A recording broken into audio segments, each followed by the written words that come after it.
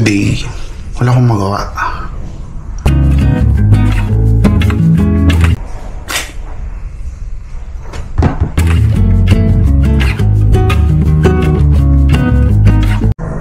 Parang sarap mag-longganisa, yung Ilocos longganisa.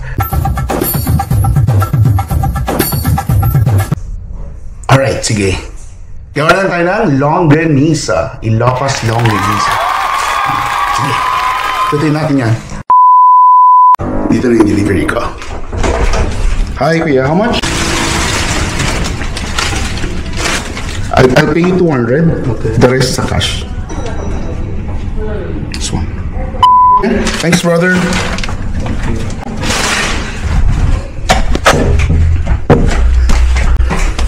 So na yung deliveries natin. What we got?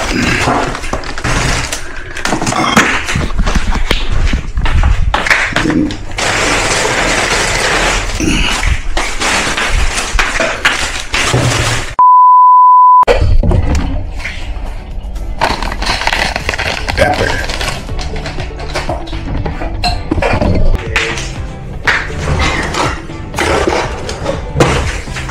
For the mixture, lalagay tayo ng bawang.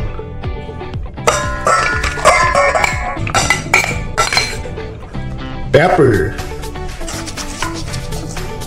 Of course, dato puti, soy sauce.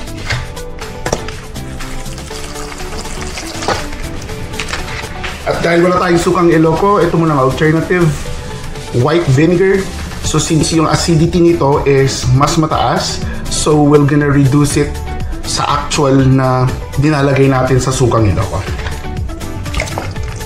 Authentic talaga sana siya pag mayroong Ilocos, sukang Iloco. Unfortunately, ubos po yung stock, wala po dito lahat. So, wala tayong magagawa. Nag-crave tayo, di ba? O, di laban.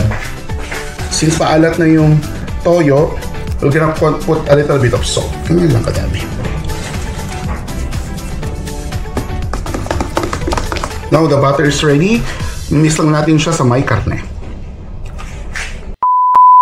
Good morning, Ate Maricel! Good morning! For the vlog ulit tayo today. Ano, ready ka na magawa ng longganisa today? Umarap! Pumatuloy ako sa'yo. Morning! Ito na yung pork giniling na in-order natin kanina. Ihahalo lang natin tong mixture dito. Tapos hahaluin natin.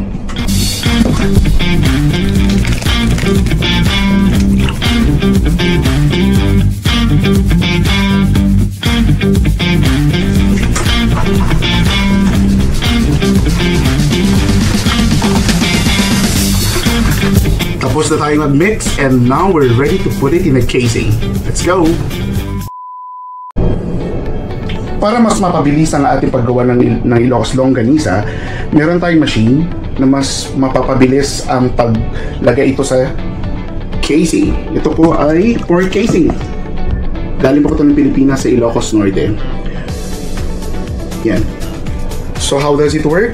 We put the meat, this meat, inside here. Then, bababa siya dito, lalabas siya dito. So we have to put the casing inside.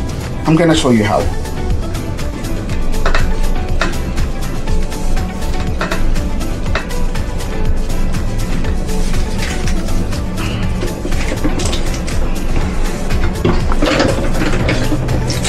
You know, ang bilis, diba?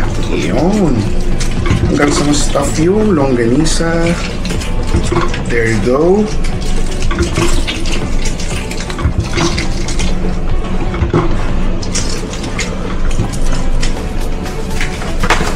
There you have it.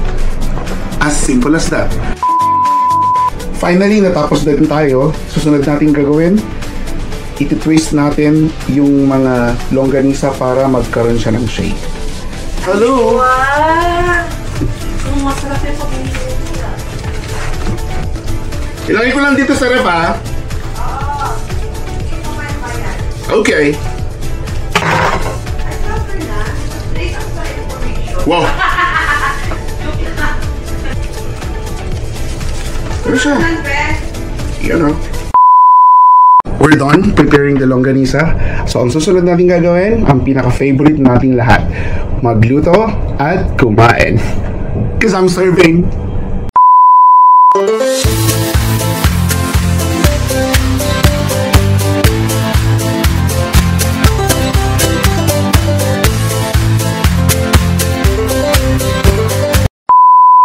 Magluluto na tayo ng longganisa. Sasalang na natin.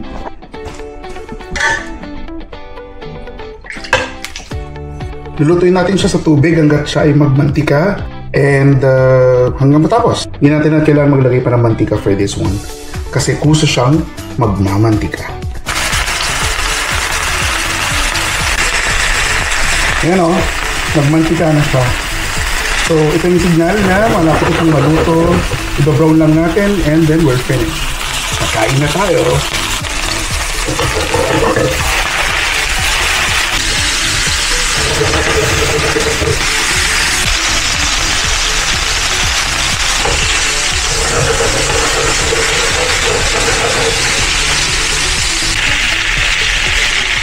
Kapag nakita mo na ganyang ka-brown na yung longganisa, pwede na yan.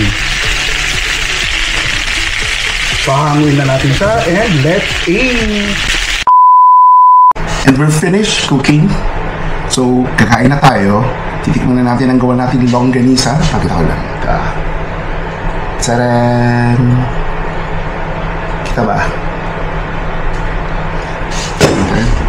Salamat po Panginoon sa pagkain ating kakainin. Thank you for all the blessings. Sa name, amen. Kain na!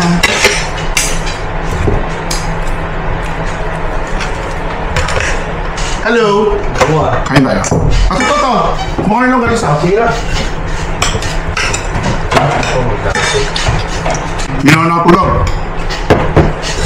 Nakatulog mo kanina.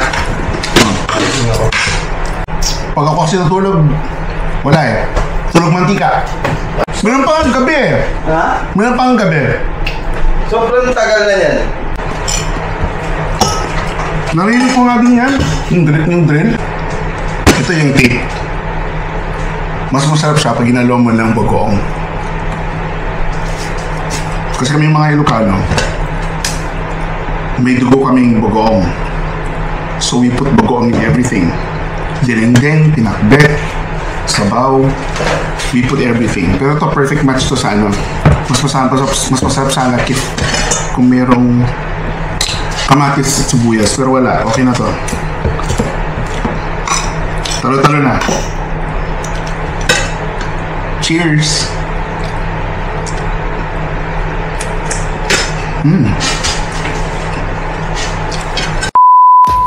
Cravings satisfied. Thank you so much for watching and thank you so much sa pagsama sa akin, sa pagkain, sa pag-prepare ng longganisa. Medyo amoy ko pa yung hininga ko. Amoy garlic. Sorry for that. See you again on the next vlog and see you again on our next craving. Bye!